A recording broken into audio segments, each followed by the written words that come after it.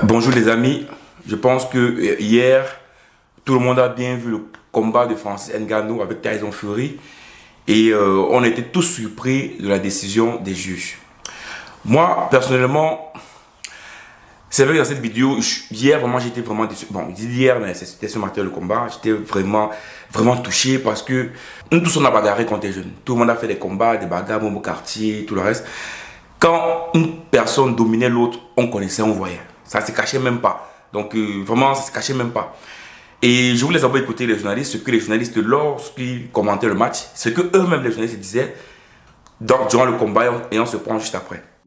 Alors Tyson Fury, je vais vous dire, franchement, il a 3 minutes pour sauver l'honneur. Ouais. S'il ne met pas KO Tyson Fury, quoi qu'il arrive au pointage, il y aura un vainqueur ce soir, c'est le champion de MMA. Et que jusqu'à preuve du contraire, il y a un seul homme qui a été tapis dans ce combat et c'est pas le franco-camerounais. Il y a quand même quelque chose d'incompréhensible. Ouais. Pourquoi Tyson Fury ne donne pas de coup? Non mais ce 10e round est surréaliste, Marc. Fury ne fait rien, ne tente pas sa chance, donne des petits jabs de temps en temps, mais il est complètement inactif. C'est encore Ngannou qui va aller. Si Ngannou va le chercher, il va gagner un round de plus, parce que Fury ne fait absolument rien. Il l'a pas dit à Francis Ngannou et franchement on est peut-être là à 10 secondes de la décision, du résultat le plus incroyable de l'histoire des sports de combat, parce que franchement je sais plus Marc, je ne sais plus. Quel combat en tout cas de mais le Ngannou, vainqueur, quoi qu'il arrive, le vainqueur c'est avant d'avoir le pointage chez Francis Ngannou, parce qu'il... Vous avez compris? Si c'est que le combat, s'il va au 10e round, Francis Ngannou a gagné le match. Et le journaliste dit encore en plus que ça serait l'histoire le plus incroyable du sport. Le plus incroyable. Donc vous comprenez, donc, on veut me dire donc que dans ces journalistes-là, qui sont des journalistes professionnels, qui maîtrisent bien le sport de combat, plus particulièrement la boxe anglaise. Donc ces journalistes-là qui disent déjà que Francis Ngannou est vainqueur, ça veut dire qu'ils ne connaissent pas la boxe. C'est ça qu'on veut me dire. Puisque même les journalistes en direct, ils disaient que Francis Ngannou a gagné le combat et que Tyson Fury a perdu le combat. On comprend directement que toutes les, je ne sais pas comment dire ça, c'est des personnes qui gèrent en fait la boxe mondiale, ils ne pouvaient pas accepter que Francis Ngannou, quelqu'un qui soit du MMA pour la boxe, vienne battre un champion du monde. C'était perdu d'avance. En fait, le seul moyen pour Ngannou de gagner ce match, c'était de faire un KO. S'il n'y avait pas de KO, c'était pas possible pour lui de gagner ce match. C'était pas possible. Et là, on a vu clairement, lors du combat, on a vu clairement, personne n'est d'accord avec ce résultat. Regardez les deux visages. Quand tu vois le visage de Francis Ngannou, quand tu vois le visage de Tyson Fury, tu peux déjà savoir qui a encaissé le plus. Mais on peut me dire, bon, c'est vrai que je ne suis pas juge, je ne connais pas les règles du juge, comment juger, quelles sont les règles et tout ça, je ne connais pas.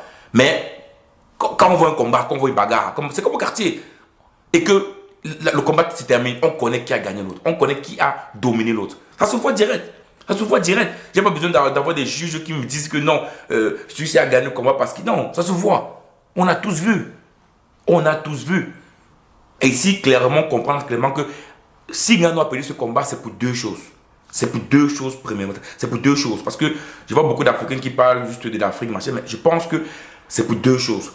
Première des choses, Ngannou sort de la MMA pour la boxe.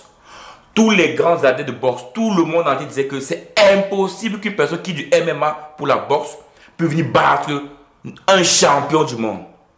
C'est impossible. Donc, c'était impossible pour même les champions de boxe. Vous voyez que c'était pas possible qu'on accepte que Francis Ngannou gagne ce match. Ça devait bouleverser l'histoire du combat, bouleverser l'histoire de la boxe. Qu'il y a des personnes de la MMA qui disent, ça veut dire que je joue à MMA, mais je peux venir en boxe et battre le champion du monde. Donc, ça devait bouleverser les côtes. Ça devait bouleverser les côtes. Donc c'est normal qu'il ne fallait pas qu'on donne cette victoire à Francis Ngannou. Ça devait être historique. Ça devait être historique. Il ne peut pas accepter que l'histoire est comme cela. C'est pas possible. J'ai dit 2 tout à l'heure, mais je crois qu'il y a même 3. Le deuxième également, c'est que Tyson Fury est champion du monde. Il a un combat le 23 décembre contre le champion du monde de WBA. Je crois que c'est l'Ukrainien Suzik. Donc ça veut dire il fallait que lors de ce combat, il parte encore avec son tigre. Après, c'est vrai que son tigre n'était pas en jeu dans ce match.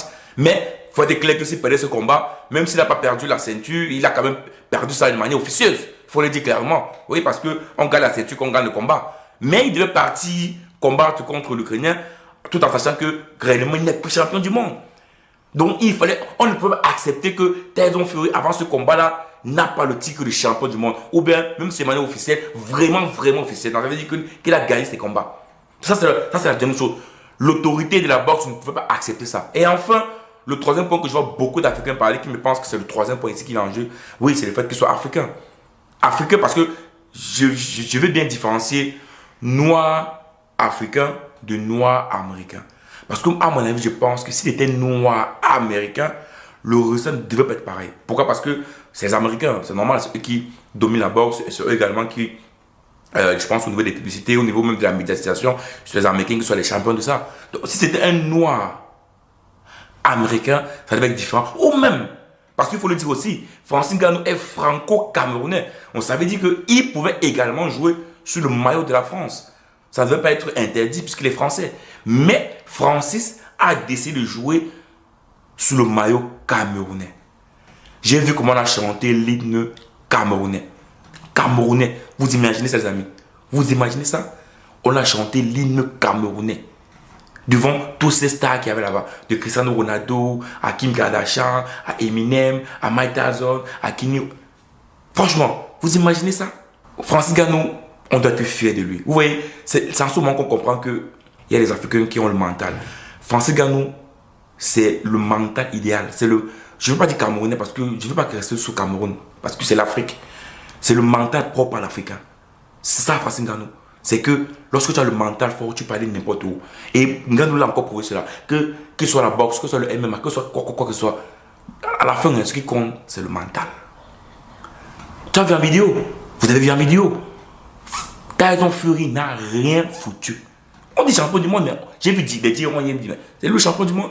C'est lui le champion du monde. Diront, tu vois, le mec ne fait rien du tout. Rien du tout. Et c'est lui le champion du monde. Les amis, vous voyez, c'est possible d'arriver comme Francis Ngannou. C'est possible de le faire. Je vais revenir dans le business parce que je ne parle du business. Mais vous voyez que tout est possible quand vous vous donnez les moyens. Quand vous vous donnez les moyens, quand vous essayez, quand vous commencez, c'est possible d'arriver à un niveau où personne n'imaginait. Parce que ce combat-là, personne ne pouvait imaginer que ce combat devait arriver à 10 rounds. Francis Ngannou est sorti de ce combat, le visage est clair. Quelques petits points, mais le visage totalement clair. Pourtant, tout le monde disait, Tyson Fury devait l'assommer, champion de bord devait l'assommer. Tout est clair. Il n'est pas tombé une fois au sol. Il n'est pas tombé une fois au sol. Pourtant, on a vu Tyson Fury au sol. On a vu Tyson Fury au sol. Une fois, il n'est pas tombé. Il était debout. Debout. Comme un mur. Et même les juristes l'ont dit. Comme un prédateur, comme un mur. Comme un gars qu'on peut pas. Même Tyson avait peur. Même Tyson Fury avait peur. C'est ça, Francis Ngannou. C'est le mental africain. Même quand on ne nous attend pas, on va arriver au bout. Mais bon, on a tous compris que pour que la boxe ne devienne pas... on ne remet pas en question du fait que la boxe aussi c'est un sport de combat où quelqu'un peut quitter de la MMA ou d'un autre type de lutte pour venir faire la boxe. Voilà, il fallait quand même qu'on ne dise pas que non. En plus, on est le champion du monde. On ne peut pas accepter ça. Sinon, la boxe devait être... Les gens devaient revoir ça, en fait. On devait dire non. Ce qu'on pensait avant, que c'était impossible. Quelqu'un qui était la MMA, qu'il faut avoir certaines